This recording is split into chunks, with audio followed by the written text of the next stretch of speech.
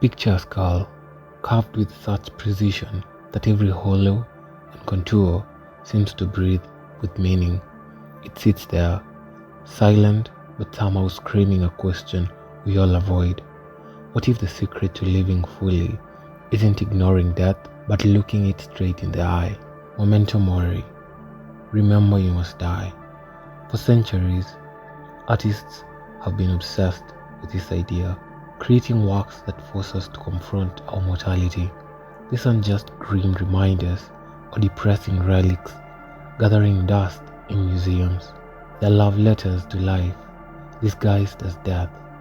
From Renaissance paintings hiding skulls in flower arrangements to Victorian jewelry made from human hair, this artistic tradition has shaped how entire cultures understood what it means to be alive. This isn't about being morbid or nihilistic. It's about something more urgent and more beautiful. When you really understand that your time is limited, everything changes. The colors get brighter, the moments matter more, and that's exactly what these artists knew. We're going on a journey through time to uncover how remembering death became one of humanity's most powerful creative forces. And you might just discover that these old artists knew something about living that we've forgotten.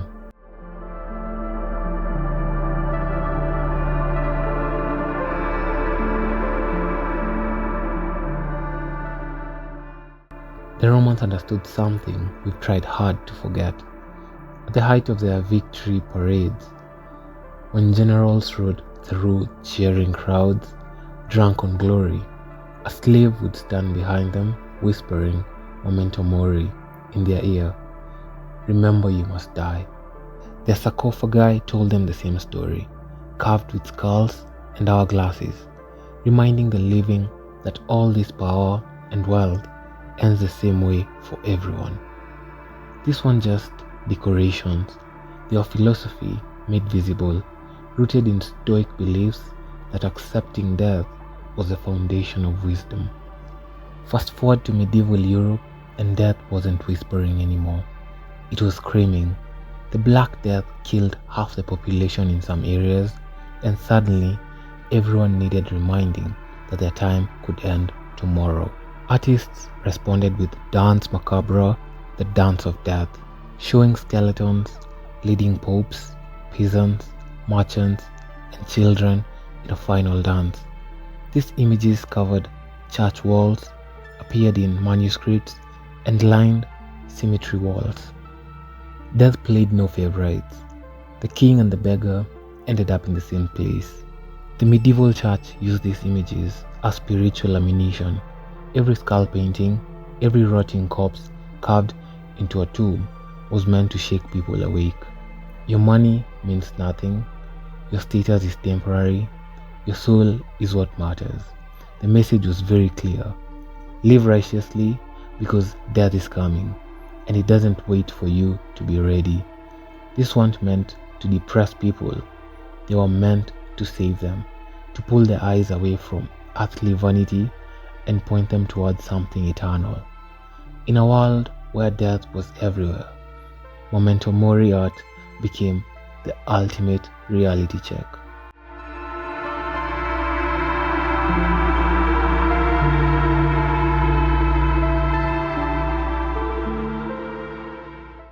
The Renaissance changed how artists talked about death. They stopped hitting people over the head with it and started hiding it in plain sight.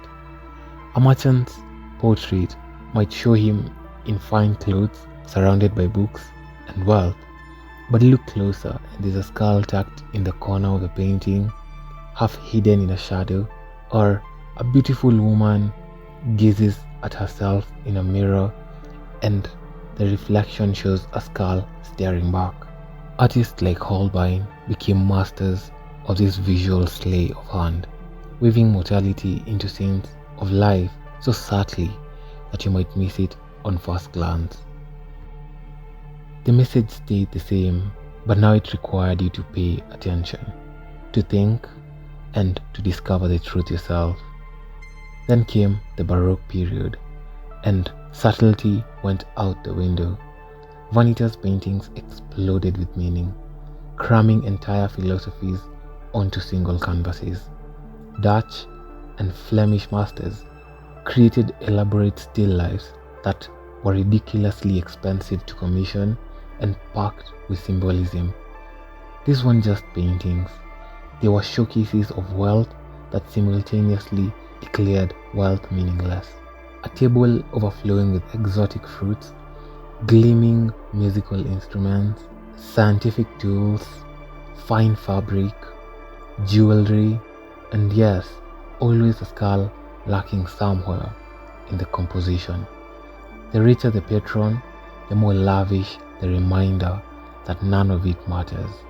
Every object in these paintings carried weight. Skulls were the obvious players, the ultimate Memento Mori, sitting among luxury goods like an unwelcome dinner guest.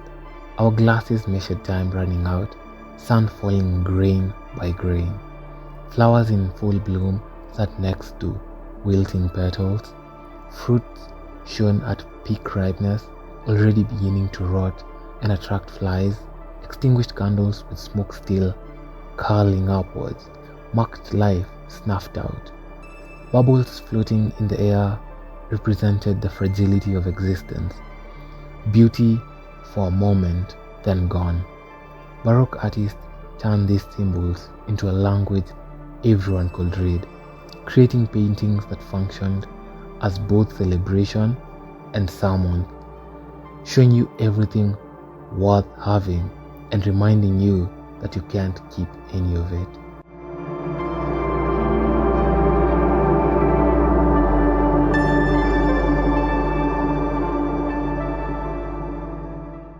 The Victorians turned grief into an industry. When someone died, families commissioned photographs of the deceased, often posed as if sleeping or even propped up to appear alive one last time. Mourning jewelry became elaborate and personal, woven from hair of dead loved ones, set in gold lockets and brooches that people wore against their skin. Queen Victoria herself mourned Prince Albert for 40 years, dressed in black and establishing mourning rituals that an entire society followed. Death wasn't hidden away. It was commemorated, honored, and kept close. These practices weren't morbid to the Victorians. They were acts of love, ways to keep the dead present in daily life when medicine couldn't save them and death came often and early. Modern artists haven't abandoned Memento Mori. They've just rewritten the language. Damien Hirst covered a skull in diamonds and called it art, forcing viewers to wrestle with luxury and decay in the same glance. Cindy Sherman photographed herself as a corpse. Felix Gonzalez Torres created installations of candy piles representing his partner's body weight, inviting viewers to take pieces until nothing remained, making mortality participatory. Contemporary Memento Mori often strips away the religious framework and asks raw questions about meaning in a secular world. What happens when death is just the end period? How do we find purpose, knowing everything dissolves? Something hasn't changed though. Humans still can't look away from death. We're still making art about it, still trying to capture what it means that we are temporary.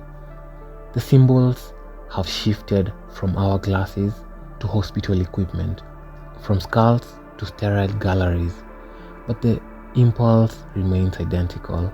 We need to see our mortality reflected back at us. We need to process it, question it, and maybe even make peace with it. Every generation finds new ways to say Memento Mori because every generation has to learn the same lesson. Artists keep creating these works because we keep needing them, because confronting death through art apparently something humans can't stop doing, no matter how much our world changes around us.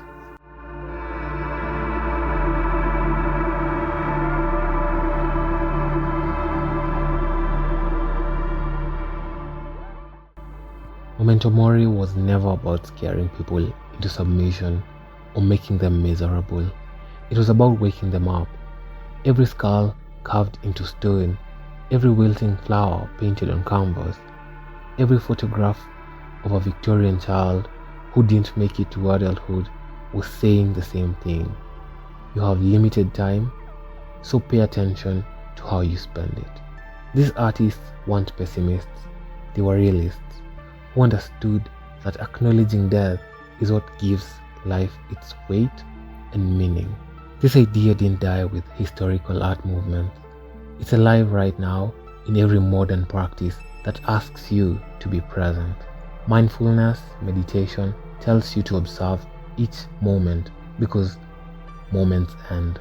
Stoic philosophy, experiencing a massive resurgence, teaches the same lessons those Roman sarcophagi carved in stone. Journaling prompts ask what you'd do differently if you knew your time was short. We've repackaged Memento Mori for contemporary life, stripped it of religious language and put it in therapeutic terms, but we're still doing exactly what those medieval artists did. We're trying to live with awareness instead of sleepwalking through our days. But here's what I want to know. How does thinking about death change the way you live?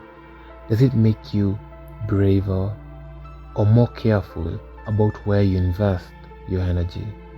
Do you avoid the thought entirely, or do you sit with it sometimes and let it recalibrate what matters?